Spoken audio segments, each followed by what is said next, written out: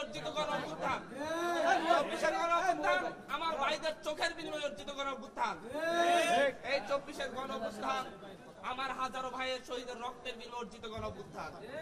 আমরা এই গণঅভ্যুত্থানের প্রক্লেমেশন দিতে চেয়েছি, আমরা ঘোষণাপত্র দিতে চেয়েছি, আমরা বলেছি, আমরা রাষ্ট্রকে বলেছি যাতে রাষ্ট্রের পক্ষ থেকে যেন আমাদেরকে এখানে সাপোর্ট করা হয়।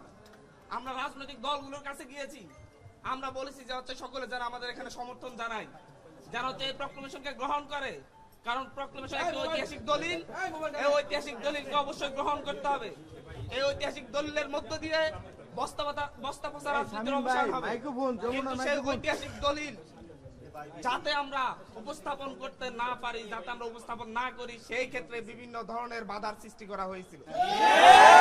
তবে আমাদের প্রাথমিক বিজয়, আমরা প্রাথমিকভাবে বিজয় লাভ করেছি। সরকার আমাদের এই প্রক্লেমেশনের ব্যাপারে হ্যাঁ বাসক কথা বলেছে, সরকার আমাদের এই প্রক্লেমেশনের ব্যাপারে সম্মতি দিয়েছে। আমরা বৈষম্যবিরোধী ছাত্র আন্দোলনের বিপ্লবী ছাত্র জনতা আমরা সিদ্ধান্ত নিয়েছি, আমরা অবশ্যই আমরা শহীদ মিনারে আমরা একত্রিত হব। আমরা আমাদের পূর্ববর্তী যে কর্মসূচি আমরা দিয়েছি, আমরা শহীদ মিনারে আমরা বিপ্লবীরা সেখানে একত্রিত হব। আমাদের সরকারের পক্ষ থেকে প্রক্লেমেশন আসবে, কিন্তু তাই বলে আমাদের একত্রিত হওয়া বন্ধ হয়ে যাবে না। আমাদের সেখানে আগামীকালকে আহত থেকে শুরু করে আহতদের থেকে শুরু করে শহীদ পরিবার এবং সারা ঢাকা শহরের মা বোনেরা যেভাবে 5ই আগস্ট রাজপথে নেমে এসেছিল, প্রতিটি বাড়ি ঘর থেকে যেভাবে রাজপথে নেমে এসেছিল, তারা প্রক্লেমেশনের পক্ষে, তারা অবস্থান নেবে। রাজপথে আমাদের রাজপথে আমাদের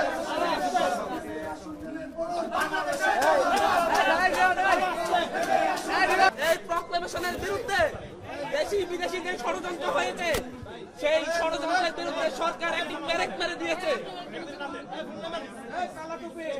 আমরা এই দেশের মানুষের উদ্দেশ্যে বলবো, আমাদের প্রক্লেমেশন যাতে আমরা করতে না পারি, সেই ক্ষেত্রে দেশি বিদেশি ষড়যন্ত্র হয়েছে, সেই ষড়যন্ত্রে পেরেক মেরে দিয়েছে আমাদের অন্তর্বর্তীকালীন সরকার। আমাদের প্রক্লেমেশনকে গ্রহণ করেছে, তারা বলছে সরকারের জায়গা থেকে তারা প্রক্লেমেশন দিবে, কিন্তু আমরা আগামীকালকে সারা দেশের মানুষকে রাজপথে নেমে এসে আমরা এই প্রক্লেমেশনের পক্ষে শক্তি প্রদর্শন